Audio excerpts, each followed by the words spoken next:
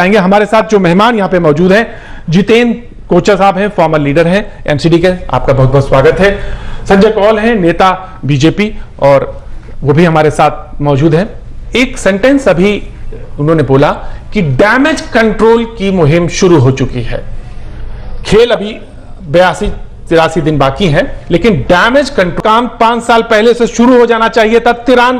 2003 में अलॉट हुए थे, एलोकेशन हुए थे, उस सारी प्रक्रिया पे क्या जांच की उंगली उठेगी?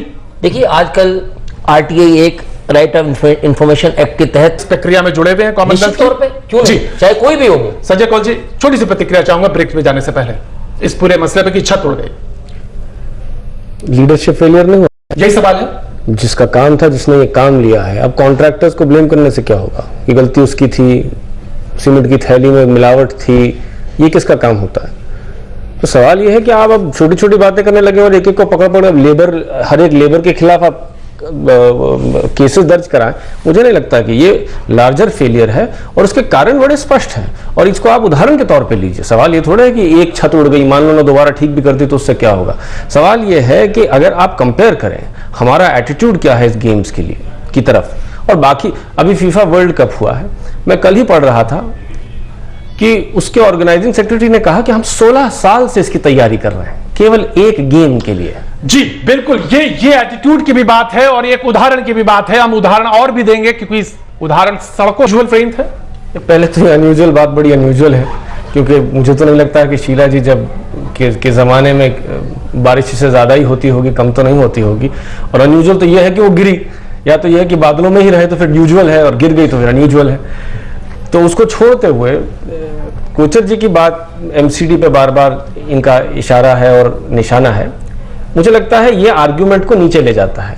बात सीधी सी है, आप सब मानते हैं दिल्ली की पॉपुलेशन बढ़ी, मगर दिल्ली की नालियों का डायमीटर नहीं बढ़ा, दिल्ली की नालियों की चौड़ाई नहीं बढ़ी, रस्तों के ऊपर टारकोल दोबारा लगाई गई, उसका ग्रेडियंट चेक नहीं किया, निकासी पे कोई काम नहीं किया। आप किसका काम है ये? एक मिनट, आपने क्लोवर लीफ फ्लाईओवर बनाया धौला कुआं पे, आज 12 घंटे बाद भी वहां पानी जमा हुआ, किसका काम था ये? दिल्ली की प्लानिंग कौन करता है? आप तो अब छोटे छोटे मुलाजिमों को गोली मारने में लगे हुए हैं। और दूसरी बात ये कहना कि भाई आज वो है तो 3.5 साल 4 साल पहले तो आप थे। फिर नहीं, मैं ये बार बार ये कहना कि एमसीडी, सवाल ये नहीं है, सवाल ये कि प्लानिंग पर ध्यान कौन देता है। और दिल्ली आज भी, आपने यमुना पे इतना काम किया है, आज भी वही नालियां जो 40 साल पहले थी वही गंद ले जा रही हैं, कोई नई नाली नहीं पड़ती। क्या एक नया ड्रेनेज सिस्टम प्लान करने की क्षमता नहीं है उस सरकार के पास, जो कि 30,000 करोड़ खर्च करती है 11 दिन के खेलों के लिए? जवाब दीजिए। देखिए, दिल्ली सरकार से एमसीडी पैसा मांग रही है, किस बिना पे पैसा मांग रही है? पैसा मांग रही है, इस बारे में बयान दिया गया। जितेंद्र जी, एक बयान दिया गया, और ये बयान क्या है? ये बिल्कुल हकीकत है कि बेसिक इंफ्रास्ट्रक्चर इस शहर का मजबूत होगा, और इस खेलों के बाद दिल्ली एक चमचमाती हुई बेसिक इंफ्रास्ट्रक्चर के मामले में सशक्त दिल्ली मिलेगी। मैं पूछता हूं, इन 2 महीने के बाद जो भी 80, 82, 83 दिन बचे हैं, इसके बाद क्या ये समस्या नहीं आएगी? क्योंकि बेसिक इंफ्रास्ट्रक्चर के मतलब मुझे तो यही मालूम है। मैं एक उसमें बड़ा स्पष्ट कहना चाहता हूं, हर एजेंसीज की अपनी अपनी रिस्पॉन्सिबिलिटी, अपनी अपनी जिम्मेवारी है, चाहे एनडीएमसी हो, चाहे डीडीओ, चाहे दिल्ली नगर निगम। मैं जानना चाहता हूं एमसीडी कहां पे कोताही करती है? एक भी आदमी अभी तक दिल्ली नगर आयुक्त महोदय दूसरों पे आरोप लगा रहे हैं, तालमेल नहीं है। जनता को इससे कोई लेना देना नहीं है कि एजेंसियों का तालमेल है या नहीं है, उनको वहां लॉगिंग नहीं चाहिए, सफाई व्यवस्था चाहिए। क्या एक भी अधिकारी दिल्ली नगर निगम ने अभी तक सस्पेंड किया? अगर हमारे होते जल भरा होता तो अभी तक हम कई अधिकारियों को ऑन द रिकॉर्ड होगा सस्पेंड कर देते थे। बारिश आने से पहले पूरी डिसल्टिंग हुआ करती थी।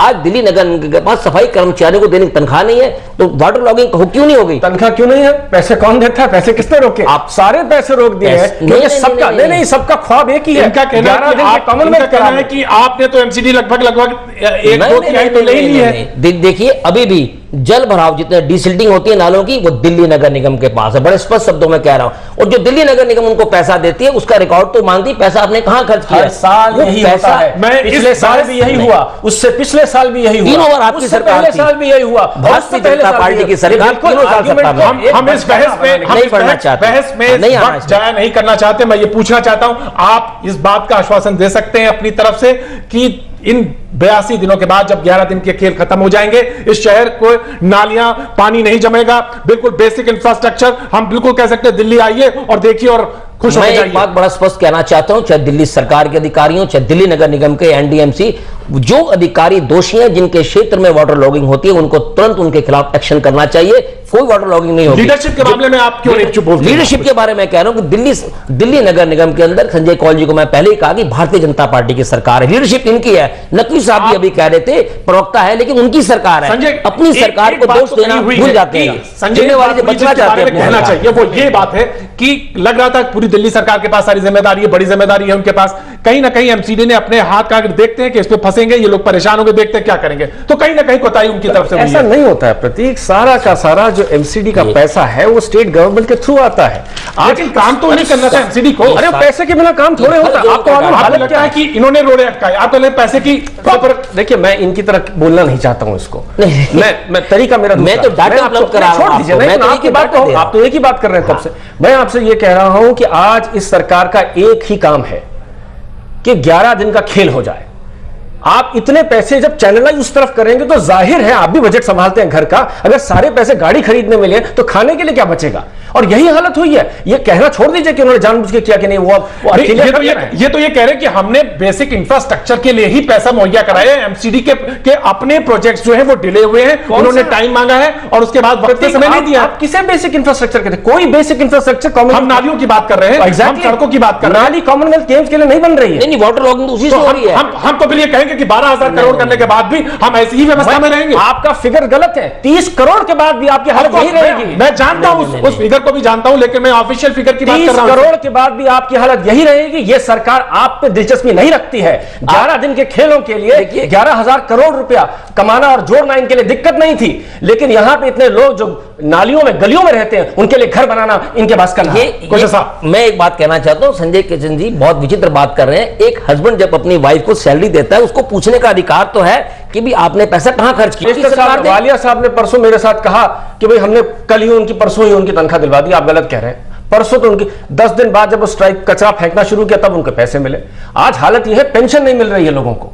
तो कौन नहीं मिल रहा? बता रहा हूं, इन्होंने पैसे बिल्कुल बांध के रख दिए, फेलियर पैसे सारे बांध के रख दिए हैं। ये सरकार सारा का सारा अटेंशन 11 दिन के खेलों पे डाल रही, मगर इस 30,000 करोड़ खर्च करने के बाद भी किसी के जीवन में कोई सुधार नहीं आएगा। ये बेकार की बातें हैं और प्रत्यक्ष रूप से आज तो आपकी छत उड़ गई, कुछ दिनों में आपकी नींद उड़ने वाली है। आप देखिए हालत क्या होने वाली है। सर ये तो जनता, नींद तो जनता उड़ाती है और सुलाती है। आपको 15 साल की जनता ने सुला दिया होगा। आप इसमें क्यों नहीं मान रहे? राजनीतिक बयानबाजी नहीं, इस कार्यक्रम में राजनीतिक बयानबाजी नहीं। हम सिर्फ ये जानना चाहते हैं, इतना पैसा खर्चो, आप खुद ईमानदारी से सोचिए, इस शहर को टैक्सेस कितने देने और कितने सालों तक देने होंगे, ये भी मुझे, क्योंकि मेलबोर्न में हुए थे अभी, जहां पे हम वो लोग अभी भी टैक्सेस दे रहे हैं। इस शहर को कितने टैक्सेस देने होंगे आगे, आप ईमानदारी सोचिए। महंगाई है, उसके बावजूद अगर हमें इस शहर के अंदर, मुख्यमंत्री ने कहा कि आपको कीमत देनी होगी इस शहर में, चलिए ठीक है, अब आप मुझे बताइए कीमत भी दे दी तो मुझे सुविधाएं दे दीजिए। सर मैं वही कह रहा हूं कि सुविधाएं जनता को देनी चाहिए निश्चित तौर पे, लेकिन जिस मेलबोर्न की आप बात कर रहे हैं, वहां के अधिकारियों की बात आप करना चाहते हैं कि वहां कोई अधिकारी दोषी पाया जाता है उसके खिलाफ तुरंत कार्रवाई की जाती है। तो आज से मैं मानूं कि आप गिराएंगे, वो अगर अधिकारी हाथ खड़े कर देंगे तो फिर